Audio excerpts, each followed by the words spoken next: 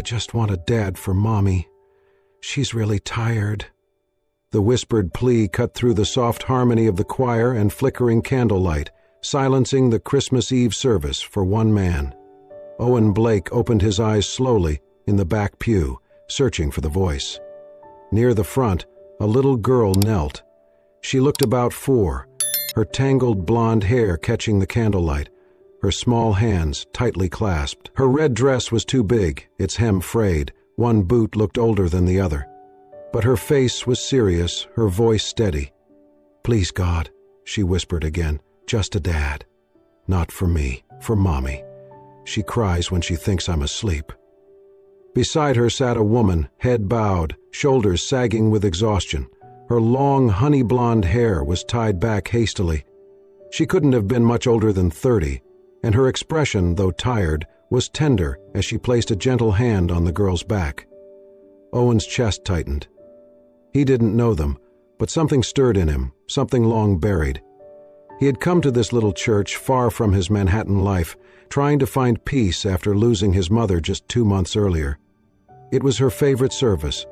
She'd always said that Christmas miracles came quietly, not loudly announced, and now here he was, witnessing a child pray not for gifts, but for someone to take care of her mother. As the service ended, Owen watched the woman gather her coat and a worn handbag.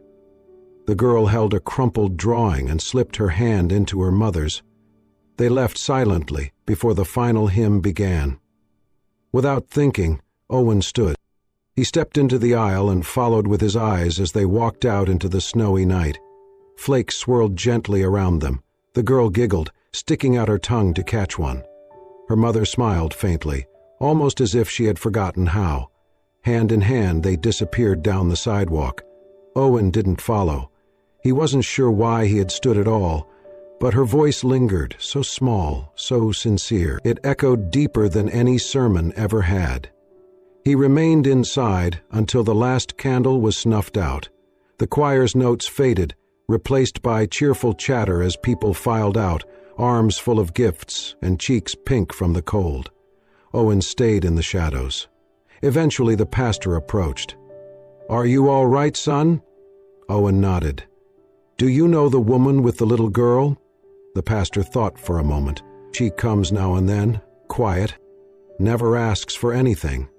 I believe her name is Grace, the little one is Ellie." "Grace," Owen repeated. The name fit.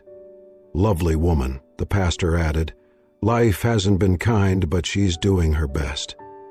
Owen gave a quiet thank you and stepped outside. The snow had thickened, blanketing the street in white. He stood beneath a street lamp, its glow casting a soft halo around him. Somewhere ahead, Grace and Ellie were gone. He didn't know them, but something about that moment, her voice, the weight of her words, clung to him. As snowflakes touched his face, Owen pulled his coat tighter and looked skyward. For the first time in a long while, he didn't feel entirely alone. The next morning, Owen could not shake the image of the little girl and her mother from his mind. He had returned to his luxury condo in Manhattan, but it felt colder than usual, emptier. The memory of that soft voice, "God, I just want a dad for Mommy," lingered like a melody he could not forget. By midday, he had a name, Grace Miller. The pastor had mentioned it, gently, almost protectively. Owen had discreetly reached out to someone he trusted, an old friend who now worked in local outreach programs. He did not ask for anything invasive, just enough to know if she was safe, if the child had food and shelter. What he learned both humbled and unsettled him. Grace lived in a rundown apartment complex in the old part of town. The building was decades past its prime, faded paint, broken mailboxes, rusted fire escapes. She was raising Ellie alone. Her husband had died 3 years ago in a car crash on his way home from a second job. Since then, she had been surviving, not living, not thriving, just surviving. She held down whatever work she could find. On some days, she scrubbed floors at a shopping center. On others, she washed dishes in a small diner or handed out flyers on street corners. Her income barely covered rent and groceries. And yet, She never asked for help, not from the church, not from neighbors. She kept her head down, worked hard, and gave Ellie every ounce of love she had left. Owen stared out the window of his office, phone still in hand. He could not stop picturing her, the way she had gently rested her hand on Ellie's back in the church pew, the weariness in her eyes when she smiled. He made a call. That same afternoon, a contractor arrived at the apartment building under the pretense of inspecting roof damage. By nightfall, 2 broken shingles had been replaced and the worst leak sealed. A few days later, bags of groceries arrived at their door, anonymous deliveries. Fresh fruit, milk, bread, a warm woolen blanket. Owen never signed a card, but on the morning of New Year's Eve, he couldn't help himself. He rose early, drove through the freshly fallen snow, and parked on the quiet street in front of their building. The city had not yet woken up. He stepped out with a small bouquet of winter daisies, wrapped in brown paper, and a bottle of fresh milk. He placed them gently on the doormat of apartment 2B, then took out a small card he had written by hand. "Someone up there cares for you." That was all. He didn't knock. He didn't linger. But Ellie did. 10 minutes later, as Grace opened the door to retrieve the morning paper, she saw the items. She blinked, startled. Ellie came running.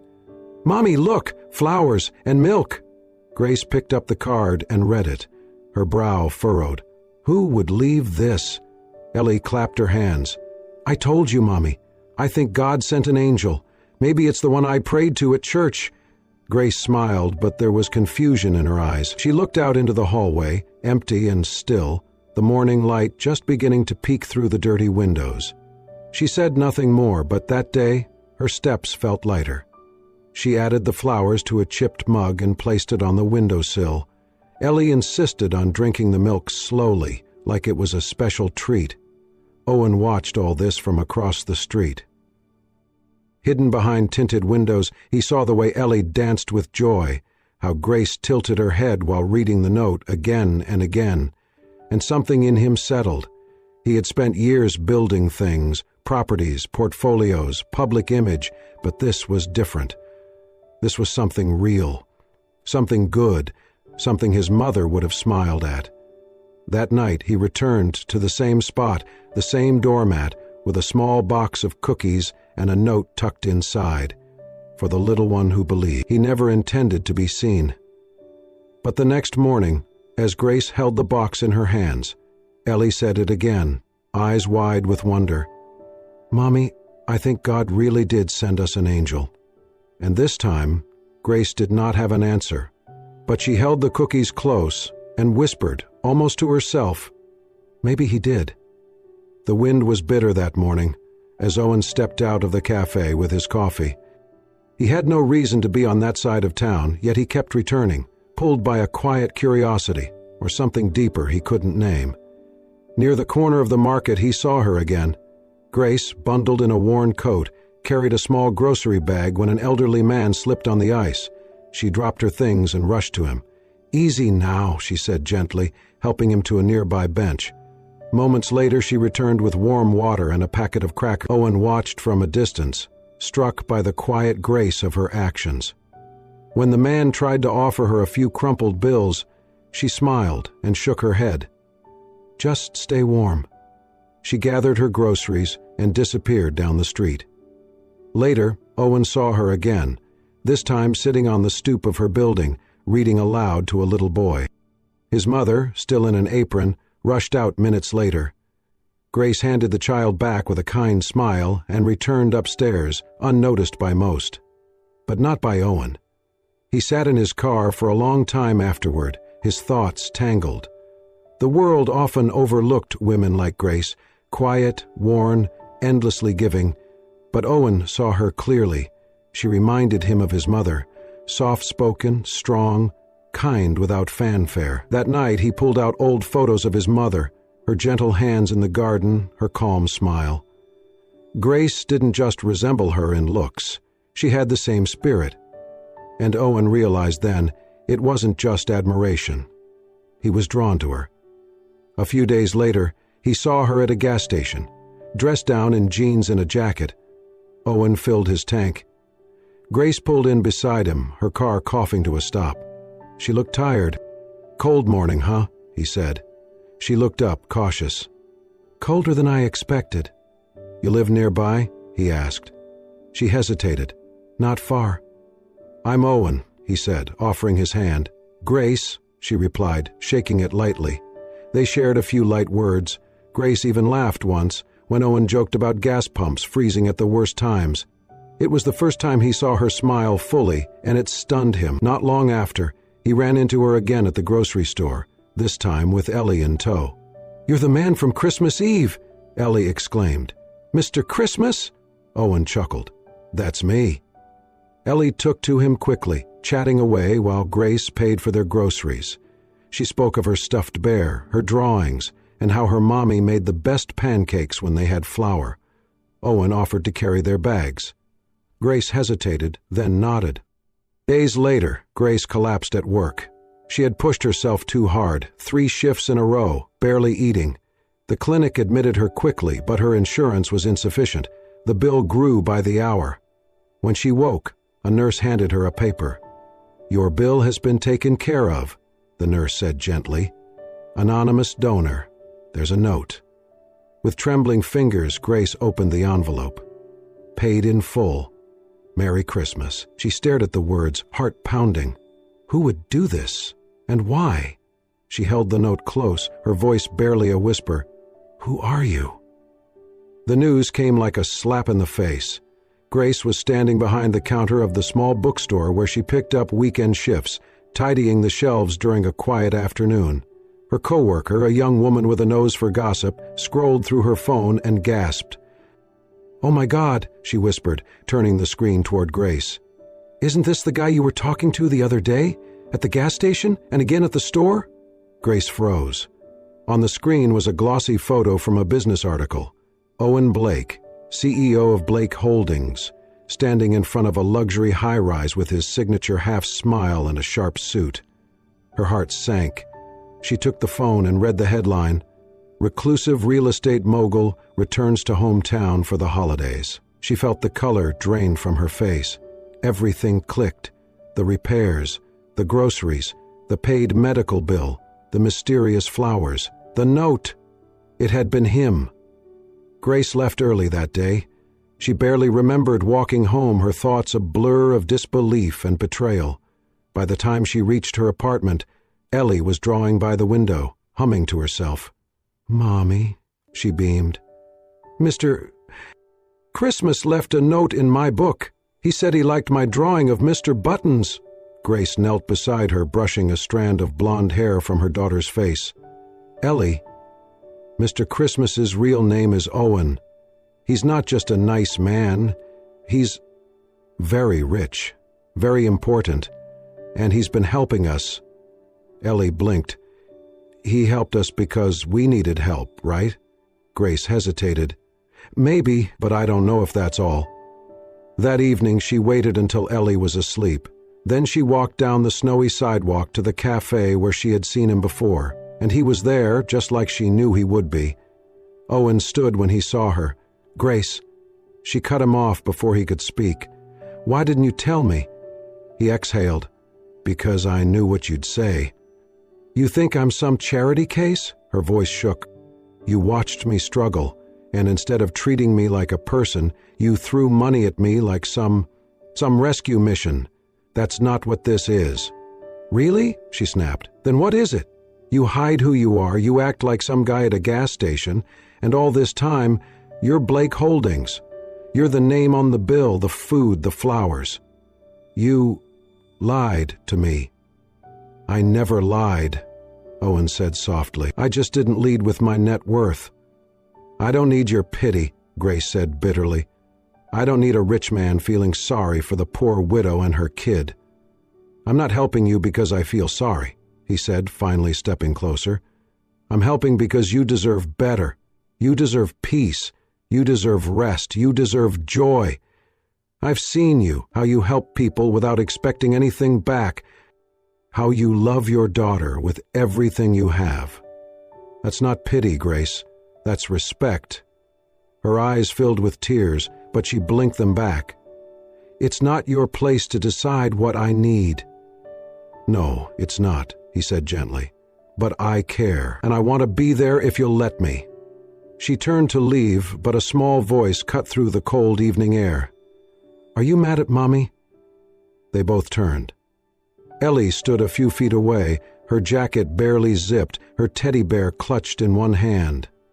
Owen crouched to her level, his throat tight. "No, sweetheart, I'm not mad at Mommy." "Because Mommy's scared," Ellie said softly. "When people help us, she gets scared they'll go away." Owen looked at Grace. She couldn't speak. She could barely breathe. He turned back to Ellie, brushing a strand of hair from her forehead. "I'm not going anywhere." Then he stood, met Grace's eyes, and said nothing more. Grace nodded slowly, wrapped her arms around Ellie, and walked away without another word. But she felt something shift, just a little. Not trust, not yet, but maybe something that could become it. The first snowfall of the new year blanketed the small town in quiet white. Owen stood at Grace's door with a carefully wrapped box in hand. Uncertain if she would open it, she did. Grace appeared in the doorway, cautious but no longer distant. "Hi." "Hi," Owen replied, holding out the box. "Just a small New Year's gift for Ellie." "She's coloring in the kitchen," Grace said, taking the package. "May I?" She nodded and stepped aside. "Of course." Ellie squealed the moment she saw him. "Mr. Christmas." "Still my name, huh?" Owen laughed. "It always will be," she said proudly. Grace sat nearby as Ellie unwrapped the gift, a soft lavender scarf with tiny silver stars. Her eyes lit up. "It's so pretty," she gasped. "Thank you, Daddy." The room fell silent. Owen froze. Grace stiffened. Ellie, unaware, twirled with the scarf. "Look, Mommy, he got it just right." Owen knelt beside her. "Do you like it?" "I love it," she said, grinning. He rose, meeting Grace's wide eyes. "I didn't tell her to call me that," he said softly. "I never suggested it." Grace nodded but said nothing. "I'm not trying to replace anyone," he added. "I just want to stay, if you'll let me. For her. For you." After Ellie went to her room, they sat at the kitchen table. Grace cradled her tea, eyes on the cup. "You caught me off guard," she said. "That word, it shook me." "Me too," Owen admitted. I've tried so hard to keep things steady. Ellie's only ever had me. Letting someone in felt like risking everything." He waited. "My husband, he was kind. Not perfect, but good. When he died, I lost more than love. I lost trust. I didn't think anyone else could care that much." "I understand," Owen said. "My mom passed not long ago. She was gentle, thoughtful. She believed kindness didn't need to be loud. That's what drew me to you. The way you helped that man, that child. You reminded me of her." Tears welled in Grace's eyes. She used to say, "Little miracles come from people who love without being asked." I didn't believe her until I saw you. Grace's tears slipped down her cheeks. She didn't wipe them. "I've been angry," she whispered. "At the world, at myself. For not being enough. For not giving Ellie more. You've given her everything that matters," Owen said. "Love, safety, joy. You're the strongest person I know." Grace looked at him. "You make it sound easy." "It's not," he said, "but I meant what I said. I'm not going anywhere, not unless you tell me to." Silence stretched, filled only by the soft hum of the heater and the muffled sound of Ellie humming in her room. "I don't know how to let someone in again," Grace admitted. "Then let's learn together," Owen replied. She let out a shaky breath. Something inside her eased. "I'm scared." "So am I," he said. "But maybe scared is the beginning of something good." Grace gave a slow nod. That night, as Owen stood to leave, Ellie ran to him. "Bye, Daddy," she said brightly, then paused. "Is it okay I call you that?" Owen knelt, hugged her close. "It's more than okay." Grace stood at the doorway, arms crossed lightly, caught between fear and hope. She did not stop Ellie, and she did not stop Owen when he turned to say, "I'll see you soon." This time she believed he would. Snow fell in thick flakes, coating the small town in a soft white hush. This time, the air wasn't heavy with silence, it was filled with laughter. Ellie ran ahead, her boots kicking up snow as she started shaping a snowman. "Hal needs a carrot nose," she called. Owen laughed, brushing snow from his coat. "What about arms?" "Sticks," she grinned. "Mommy can find some." Grace, wearing a scarf Owen had lent her, smiled. "On it, sweetheart." Together, they built a lopsided snowman with a twig smile and Ellie's mitten for a hat. Next, they headed to the ice rink. Ellen helped Ellie tie her skates and held her hands as she wobbled across the ice. Grace hesitated before joining them. "I haven't done this in years," she said. "Then we'll go slow," Owen replied, offering his hand. They skated, stumbled, and laughed until sunset painted the sky. By the time they got home, Ellie was half asleep in the back seat, her scarf slipping from her shoulder. That evening, Grace made chicken noodle soup. Ellie insisted on setting the table, and Owen helped with the dishes. After dinner, the three of them curled up on the couch under a blanket. Ellie lay between them, clutching her favorite stuffed bear, Mr. Buttons. Owen noticed the bear's frayed seams, the loose eye barely holding on, but Ellie held him close, like something precious. "Mr. Buttons is brave," she had once told him. "Mommy gave him to me when I was one. He keeps me safe." Later, when Grace carried Ellie to bed, Owen stayed behind. He picked up the bear, examined the worn fabric, the threads unraveling. He could have replaced it with a brand new toy, but he knew this bear wasn't just a toy. It was a memory. That night, Owen found a needle and thread. With patient hands, he restitched the neck, secured the eye, and reinforced the arms. He tied a tiny lavender ribbon around Mr. Button's neck, matching Ellie's favorite scarf. Then he placed the bear beside her pillow. The next morning, Ellie shrieked with joy. "Mr. Buttons is all better," she said, running into the kitchen. "Look, Mommy, he has a bow now." Grace looked at the bear, then at Owen, surprised. "He does." Owen stood by the window, coffee in hand. Maybe he just needed a little rest. Grace gave him a look, one filled with something warmer than before. But that night brought something else. Ellie went to bed after a long day.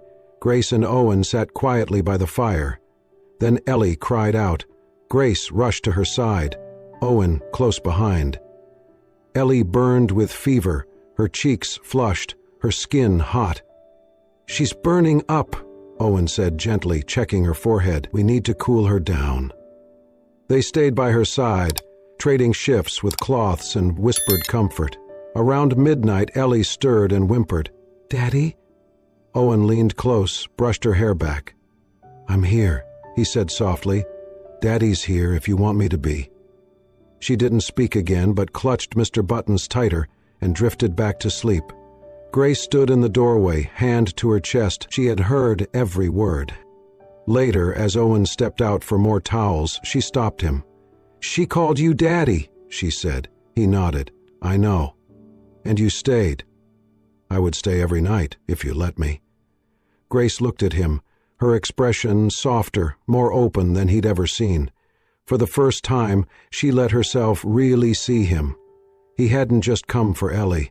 He had come for both of them. And finally, she was no longer afraid of what that meant. The church was quiet that morning, dressed in soft winter light. Snowflakes drifted past the stained glass windows, casting dancing colors across the wooden pews. It was nearly empty, just the way Owen had planned it. Grace stood at the entrance, holding Ellie's hand. "You said we were going to the park," she whispered to Owen, her eyes narrowing with suspicion but softened by a hint of a smile. "We'll go after," he replied, offering his hand. "Come inside." Ellie tugged at her mother's arm excitedly. "Come on, Mommy, it's a surprise!" Grace sighed, amused and curious, and stepped into the sanctuary with them. As they walked toward the front, she noticed something unusual. a single bouquet of white lilies resting on the pew where she and Ellie had sat that Christmas Eve. Her breath caught. Then she turned and saw Owen standing beneath the soft glow of the altar candles. The church was empty except for them. The air felt sacred, not because of the building, but because of the moment. Owen took a step forward and reached for Ellie first. He knelt on one knee, looking up at her with warmth in his eyes. "Ellie," he said, voice steady but thick with emotion, "from the day I heard your prayer, something changed in me. You didn't ask for toys or magic or snow. You asked for someone to love your mommy, and I knew then that I wanted to be that person." Ellie blinked, lips parted in wonder. "May I be your dad?" he asked softly. "Not just for today, but for every day? For pancakes and snowmen and stories and all the hugs you'll ever need?" Ellie squealed, jumping into his arms. "Yes, yes, 1,000 yeses." Grace covered her mouth, tears already welling in her eyes. Owen turned toward her, still on one knee.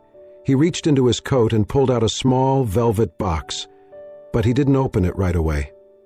"Grace," he said gently, "that night I came to this church trying to remember what peace felt like.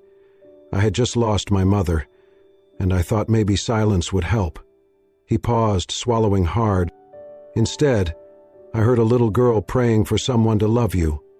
And then I saw you, the way you held her hand, the way you carried so much and still found time to be kind to strangers. You reminded me of everything I loved about my mother.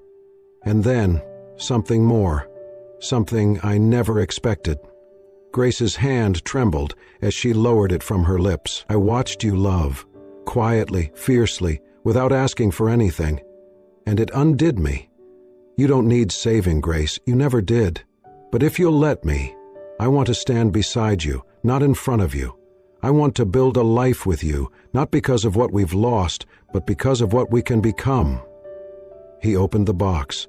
Inside was a ring, not large or showy, but elegant and warm, just like her. "Grace," he whispered, "may I be your home?" The church fell into silence, and then Ellie, unable to contain herself, burst out, "Please, Mommy, say yes!" Grace laughed through her tears, her body shaking from the swell of emotion she could no longer hold back. She knelt down beside them, cupped Owen's face in her hands, and nodded. "Yes," she said, "yes to all of it." Owen wrapped his arms around them both as the church bells rang out above them, echoing across the snow-covered streets. Outside, the town remained quiet, unaware of the miracle taking place inside. But for Grace, Ellie, and Owen, this was the answer to a prayer, the beginning of everything they never thought they'd find. The church looked exactly as it had that night, the same flickering candles, the same polished wooden pews, and the same hushed stillness that made every breath feel sacred. Snow drifted gently past the stained glass windows, casting soft colors onto the stone floor. Owen stood at the front of the sanctuary, adjusting his coat as he glanced toward the door. Grace stepped inside, holding Ellie's mittened hand. She looked around, confused. "Owen, what is this?" "You'll see," he said, offering a small smile. "Come closer." Ellie tugged at her mother's sleeve. "Mommy, it's a surprise, just like in the movies." Grace raised an eyebrow but let herself be led forward, the warmth of the sanctuary softening her guarded heart. Then she saw it, resting on the pew where she and Ellie had sat that unforgettable night, a single bouquet of white lilies. Her steps faltered, her breath caught. She turned back to Owen, her eyes wide, a question forming on her lips. Owen didn't answer with words. Instead, he reached for Ellie and gently took her hand. He knelt before her, smiling. "Ellie," he began softly, "do you remember the night you made a wish in this church?" She nodded eagerly. "I asked God for a dad for Mommy." Owen chuckled, voice trembling. "You did, and ever since that night you've changed my life." He looked into her wide, expectant eyes. "You've shown me what it means to love, to laugh, to be brave. You've given me something I didn't know I needed." Ellie leaned forward, whispering, "Are you gonna cry?" Owen laughed through his tears. "Maybe a little." Then he reached into his coat and pulled out a small velvet box. Turning to her fully, he said, "Ellie, may I be your dad? Not just for today, but forever? For bedtime stories, snow days, and pancakes on Saturdays?" She squealed, jumping up and down. "Yes, yes, yes." Owen looked up, past her joyful face, past the golden glow of the candles, and found Grace standing there, frozen in place. He turned toward her, still on one knee. "Grace," he said, "I came to this church alone, broken and angry at the world. I had lost the woman who raised me, the only family I had left. I didn't come here looking for anything." He held her gaze, his voice full. "But I found you." Grace's hands covered her mouth, her eyes filling with tears. "I watched you carry so much on your own," Owen continued. "I watched you love your daughter with more grace, more courage than I thought possible. I watched you give and never ask for anything in return." He opened the box.